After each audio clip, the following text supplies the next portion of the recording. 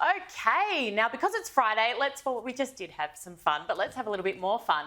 What about the worst jargon, words, phrases used by bosses, politicians, journos? You know, the ones where words are used that are so superfluous to need. And now I don't know if people are trying to sound smarter or if they've got a minimum word count they're trying to reach. And I've been guilty of this because I write a column once a fortnight as well. But things like visual narratives, it's a picture, or content orchestration when referring to, well, writing. Now, these types of terms are becoming more common, and despite probably being guilty, as I said, of it myself sometimes, it does drive me crazy. So let's find out some more with Hamish Thompson, who has compiled the Buzzsaw Awards. Hamish, first of all, what is going on here?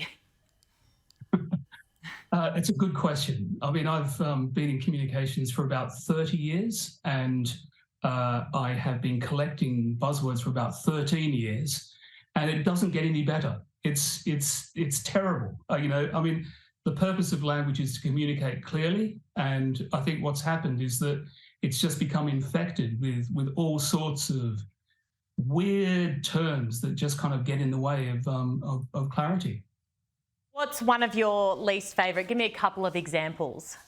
Okay, so my absolute, the Fabergé egg of buzzwords is disambiguate, which means simplify. And I just love the irony of that. But there's loads. I mean, where can I start? The metaverse, I think, is a wonderful buzzword that's just kind of taken off lately, which seems to me is all about putting a pair of goggles on and looking at cartoon characters. We've got polycrisis, which is it sounds like a crisis wrapped up in a piece of plastic, but it's a complicated crisis, I guess. Interoperability is another one. Quiet quitting is flavour of the month. Yeah, what is that, quiet quitting? I keep hearing that and seeing articles with that in the headline. What does that mean? Well, I think it's going to work and not doing anything so that people Oh, that's very common, very common. Yes, it is. I mean, I don't know where it's come from, and I hope it goes away soon. But it's just one of the things. The point is that you don't make it better by making it more confusing, and I think this is the problem. What happens is that stuff lands on people's desks, and they think, "How can I make this quite boring thing sound a little bit more interesting?" And then they put buzzwords into the mix, but actually it stays boring, but it's also more complicated.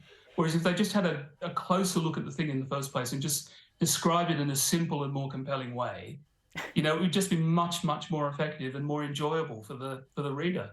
But it would mean you would be out of a job, my friend, and that would not be a good thing. What about influencer? Explain that, because we hear a lot about that with social media and these influencer types. Yeah, well, I think, what influencers, I mean, people are just kind of trading off this now, but I think there's something very shocking channel about the idea of an influencer. That slightly dead-eyed look that they get when they're trying to promote a product, and you can just sense that their heart isn't really in it. But it's become such a big thing. I mean, I would be proud to call myself an influencer. I think. I would. Are you trying to say the Kardashians don't believe in that weight loss tea? That's horrendous. Who am I to say, Erin? Who am I to say? But, I mean, I do have my doubts. Okay, what about a teachable moment? Well, this is a lovely euphemistic way of describing something that went terribly wrong. You can just imagine. I think HR departments are very good at kind of coming up with yes. buzzwords. I mean, human resources is kind of a buzzword in its own right, isn't it? It used to be called personnel. But I think teachable moment is the sort of thing that they kind of conjure up to just kind of soften it a little bit. But there's a lovely kind of Pilates routine that you can do with this stuff. There's reach out, circle back, deep dive, cut through, optimize, touch base.